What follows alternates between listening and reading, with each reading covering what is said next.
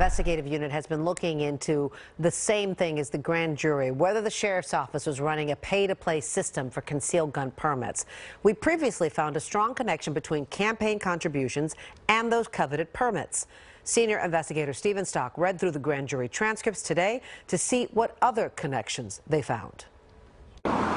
Throughout these months of proceedings, according to this transcript, the grand jury heard from various people about a scheme by some here at the sheriff's office to exchange concealed carry weapons, or CCW permits, in exchange for donations to Sheriff Laurie Smith's political campaign.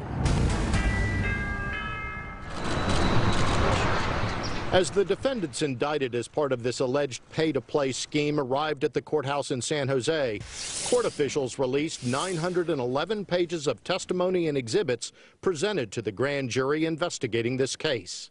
The transcripts show 19 different witnesses were called to testify over the last several months, including businessmen, campaign supporters, attorneys, and even Sheriff Laurie Smith herself.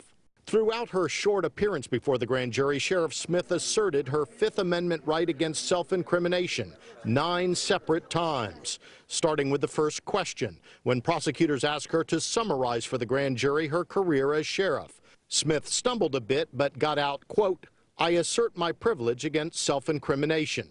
She repeated that again and again. The final time when asked, quote, questions about the CCW licenses that were given.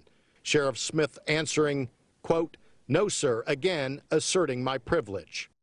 Under Sheriff Rick Sung also appeared, and he too pled the fifth. The testimony by Martin Nielsen, the project manager at international security firm AS Solutions, who wanted concealed carry permits for his employees, appeared to be critical. Deputy DA Matt Breaker asked, quote, "Do you remember anything in terms of whether or not you ultimately wrote a check to benefit Laurie Smith? Did you ultimately do that?" Nielsen responding, quote, "Yeah, I ultimately wrote a check for $45,000.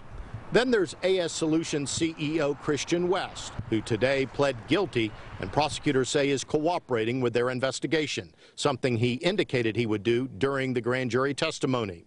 He also told grand jurors that during a meeting, Sheriff Smith's campaign officials told him, quote, "With the number of CCWs that we were hoping to get, $90,000 would be a reasonable donation," to which he and Martin Nielsen both agreed. As pay-for-play schemes go, this didn't seem to be the best organized of those. Stephanie Rickard is a former deputy district attorney who reviewed the transcripts for us. Well, I think it's a mixed bag because although I don't think there's anything that directly implicates the sheriff, it's always bad to have a situation where somebody that's your employee has indicated to other people that they can get their application moved to the front of the line by making a donation. Earlier this year, the investigative unit crunched the numbers and discovered that if you did give to Sheriff Smith's political campaign, you were 14 times more likely to get a coveted CCW permit than if you did not give.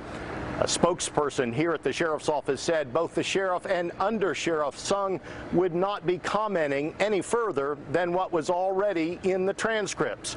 Although late in the afternoon, the political consultant for Sheriff Smith called all of this, quote, "a political hatchet job," and said Sheriff Smith did nothing wrong. I'm Stephen Stock, NBC Bay Area News. And we will stay on that story.